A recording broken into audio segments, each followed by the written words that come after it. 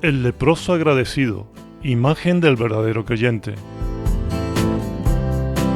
El 11 de septiembre de 2013 tuve un accidente. Muchos de los que me conocen se acordarán de ello. Estando subido en una escalera intenté cortar una viga con una máquina.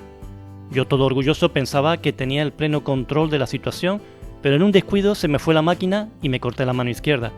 Instantáneamente supe que era algo realmente grave. En unos segundos brotó tanta sangre que me cubrió el pecho y las piernas. Bajé como pude con la mano cortada y con la máquina en la otra mano con el disco funcionando. Como pude desconecté la máquina y me hice un torniquete en el antebrazo. Llevaba guantes, pero no intenté quitármelos por miedo a que perdiera algún dedo o me pasara algo peor.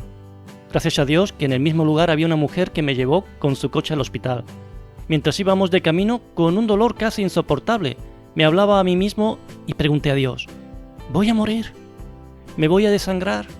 Y oré: Dios mío, guárdame, extiende tu misericordia. Señor, yo he metido la pata, me he equivocado. Al llegar al hospital, me vieron tan lleno de sangre que no sabían qué me pasaba. Me tumbaron sobre una camilla y me cortaron la camiseta con unas tijeras pensando que seguramente tenía una herida en el pecho. Les tuve que decir que la herida era en la mano. Me operaron de urgencia. Me había cortado los tendones de 4 dedos, en la palma de la mano izquierda, y estuve a punto de desangrarme si no me hago el torniquete. En todo vi la misericordia de Dios sobre mi vida. Tenía inmensa gratitud. Vi como Dios me dio fuerzas. Las alabanzas brotaban de mi boca en todo tiempo. Cuando me dieron el alta, mi pensamiento estaba en reunirme con aquellos que amaban a Dios. Hice el compromiso de que lo primero que haría sería ir a la iglesia y estar con su pueblo, estar con las personas que le amaban y que tenían un corazón para adorarle. Porque Dios habita en medio de las alabanzas de su pueblo. Años antes ya había tenido otra experiencia bastante difícil. Me operaron de urgencia de peritonitis y estuve bastante mal, pero Dios siempre estuvo conmigo. No podía pensar en nada más que honrar a Dios. Veía la mano de Dios sobre mi vida. Pensaba: ¿cómo puedo mostrarle mi gratitud? ¿Qué puedo hacer para mostrarle a Dios lo bueno que ha hecho conmigo? Evidentemente había sufrido, había pasado mucho dolor, lo había pasado mal, pero Dios me había librado de todo eso. Y como me dijo el médico, has estado a punto de morir. Evidentemente Dios está en todo lugar, pero Dios nos enseña sobre la importancia de honrarle en medio de la congregación de los santos, y sentía que Dios quería que lo honrara allí, en la iglesia.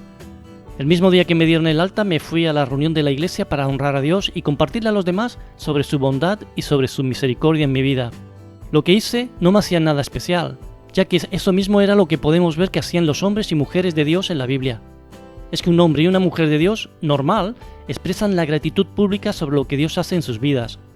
Os voy a leer un ejemplo en un salmo donde el autor se preguntaba: ¿qué haré para pagar todo lo bueno que Dios ha hecho conmigo? El salmista en el Salmo 116, según la versión Reina Valera, dice lo siguiente: ¿Qué pagaré a Dios por todos sus beneficios para conmigo? Tomaré la copa de la salvación e invocaré el nombre de Dios. Ahora pagaré mis votos a Dios delante de todo su pueblo. Estimada es a los ojos de Dios la muerte de sus santos.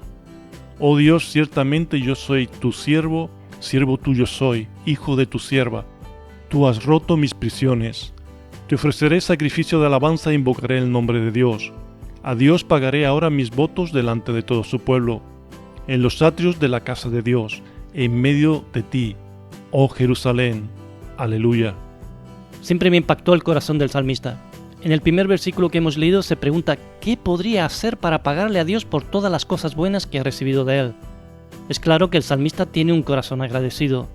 No sabemos exactamente qué era lo que le había pasado, pero claramente identifica a Dios como el autor de su salvación. Dios le ha librado de las prisiones. Dios le ha librado del mal. Habla de ofrecer sacrificios de alabanza y de honrar a Dios en medio de su pueblo. Meditando en este salmo, Dios me trajo al corazón un pasaje que aparece en el Evangelio de Lucas capítulo 17, versos 11 y 19, y dice lo siguiente: Yendo Jesús a Jerusalén, pasaba entre Samaria y Galilea, y al entrar en una aldea le salieron al encuentro 10 hombres leprosos, los cuales pararon de lejos, y alzaron la voz diciendo: Jesús, Maestro, ten misericordia de nosotros. Cuando él los vio, les dijo: Id, mostraos a los sacerdotes. Y aconteció que mientras iban, fueron limpiados. Entonces uno de ellos, viendo que había sido sanado, volvió glorificando a Dios a gran voz, y se postró rostro en tierra a sus pies, dándole gracias. Y este era samaritano. Respondiendo Jesús, dijo: ¿No son 10 los que fueron limpiados y los 9? ¿Dónde están? ¿No hubo quien volviese y diese gloria a Dios sino este extranjero? Y le dijo, levántate, vete, tu fe te ha salvado. La Biblia nos enseña que los leprosos tenían que vivir apartados de todos los demás a causa de la lepra. Y además tenían que gritar, inmundo, inmundo, según el libro de Levítico capítulo 13 verso 45. Lo hacían para avisar a los demás de su presencia, de la presencia de la lepra. El destino del leproso era una de las muertes más terribles que podía haber. Tu cuerpo se iba deshaciendo poco a poco, separado de las personas que amabas y condenado a una vida miserable.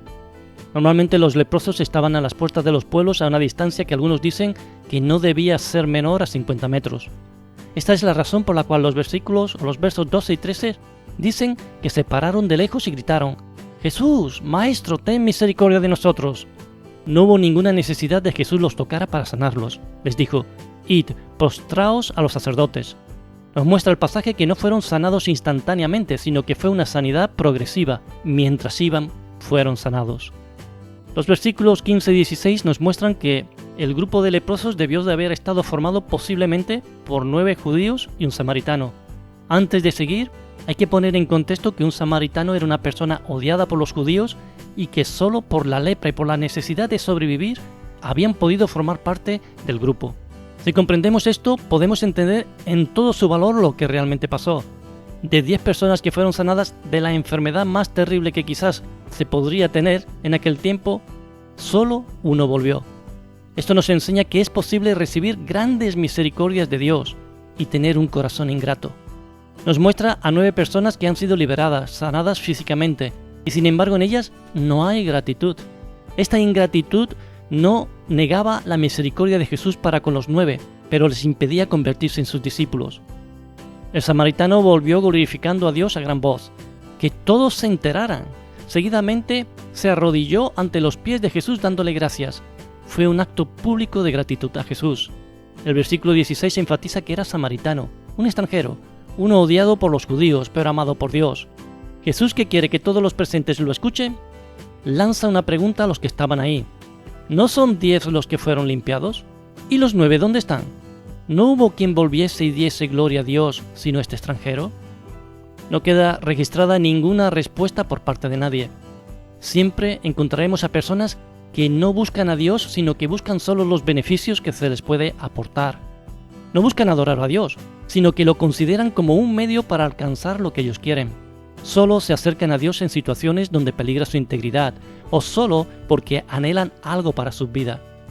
Jesús, en el último versículo, se vuelve al samaritano que seguía postrado en el suelo en adoración y gratitud y le dice, levántate, vete, tu fe te ha salvado. Algo que era evidente antes de Jesús le hablara era que el samaritano había sido sanado de la lepra al igual que los otros 9. Esto era una evidencia para todos. Entonces, ¿de qué le habló Jesús? Todos los leprosos recibieron sanidad física, pero no todos recibieron una bendición espiritual. Posiblemente todos creían en Dios de alguna manera o de otra, pero no todos serían discípulos de Jesús, no todos volvieron a Él. Queremos terminar diciendo que este leproso representa la forma como llegar a Jesús, y que solo volviéndonos a Él y siguiéndolo como nuestro Señor y Salvador, podemos tener acceso a Dios Padre. Todos somos pecadores, todos estamos y hemos estado, y quizás estaremos, necesitados de que Dios nos libre de la lepra, pero solo acudiendo a Jesús. Solo en Jesús hay sanidad, solo en Jesús hay vida. La sanidad física es importante, pero poder oír tu fe te ha salvado de los labios de Jesús es lo mejor, es lo más importante. Seamos tan agradecidos como el leproso lo fue. Hablemos a todos acerca de las cosas maravillosas que Dios nos ha hecho. Demos honra y gloria pública al que dio su vida en el Calvario para salvarnos, aún sin merecerlo, cuando estábamos llenos de la lepra del pecado. Sigamos el ejemplo del leproso agradecido, que es la imagen del verdadero creyente. Si aún no te has acercado a Jesús y te sientes como un leproso que necesitas ser limpiado, la solución está en abrir tu corazón a Él. Es venir a Él y postrarte delante de Él y aceptarle como tu Señor y Salvador. Abre tu corazón a Jesús. Os esperamos en un próximo programa.